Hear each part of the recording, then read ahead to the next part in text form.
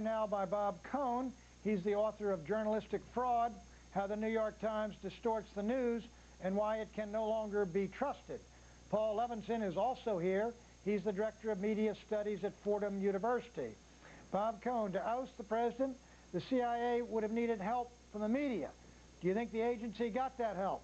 Well, you know, I'm not privy to the conversations between the New York Times and the people who leaked this information from the CIA. But looking at it forensically, that is taking a look at the front page and the pages and the editorial page of the New York Times, you know, a case can be made that they were colluding to go after President Bush. You know, this is an organization, the CIA, that its very foundation is secrecy. And when it leaks information, it is just undermining its own mission. And the mission right now is war. We're in a war, okay? Its mission is to fight a war. So if this were occurring during World War II, and if the War Department was leaking information to the New York Times to embarrass, for political reasons, the Roosevelt administration, I would think the New York Times would be reporting this to the administration, and they'd be firing squads. Paul Levinson, you know, it's not only John McCain, who, of course, was strongly for the war. Robert Novak, the columnist, who was an opponent of going into Iraq, is saying the same thing. His sources are telling him CIA people are out everywhere going after the president during the campaign. And I want you to look now, right now, at the front page of yesterday's New York Times. The headline read, "Chief of CIA tells his staff to back Bush." But Porter Goss's memo tells employees to stay out of politics and tells them their mission is to, quote, "provide the intelligence as we see it and let the facts speak to the policymakers." He does also add, "I also intend to clarify beyond doubt the rules of the road. We support the administration and its policies in our work. As agency employees, we do not identify with, support, or champion opposition to the administration or its policies." Now, do you think what the New York Times did, the way they represented that, as though Porter Goss was saying, you know, we're basically virtually an arm of the Bush campaign, do you think that was fair? Well, you know, I'm getting tired of people beating up the New York Times because it's too liberal. In fact, there are some examples of the New York Times making mistakes on the other side of the issue.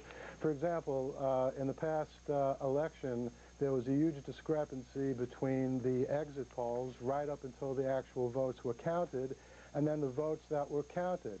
And with the exception of Keith Olbermann on MSNBC's own Countdown show, there's been almost nothing about that in the media, including almost nothing in the New York Times.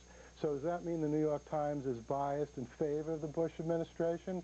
I think what we have in reality is media like the New York Times, all media, make decisions on a daily basis about what they think the most important stories are to cover. Well, let's take a look at one of those.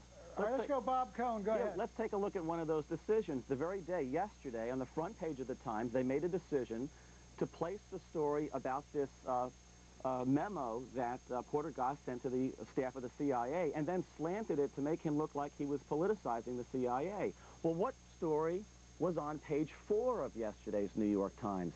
It was the story about Iran secretly developing a nuclear weapon in opposition to the negotiations that the European countries are doing right now.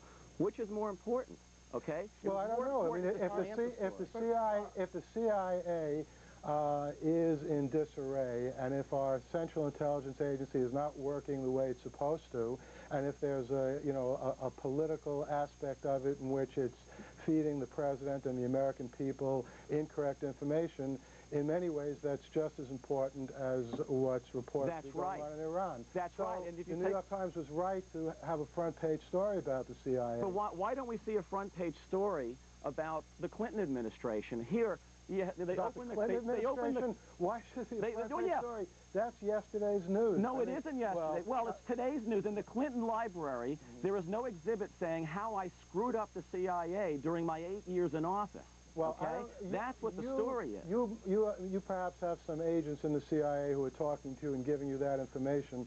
There's no evidence whatsoever that Clinton screwed up the CIA. In fact, under the Clinton administration, we had no September 11th, and we didn't have the kind of intelligence failures we had, which have put us in the situation we're in right now. Paul, come on. We had the first World Trade Center hit. You had the Cole bombing. You had the embassy bombings. and you had 8 years, and you went up until about 9 months before 9/11.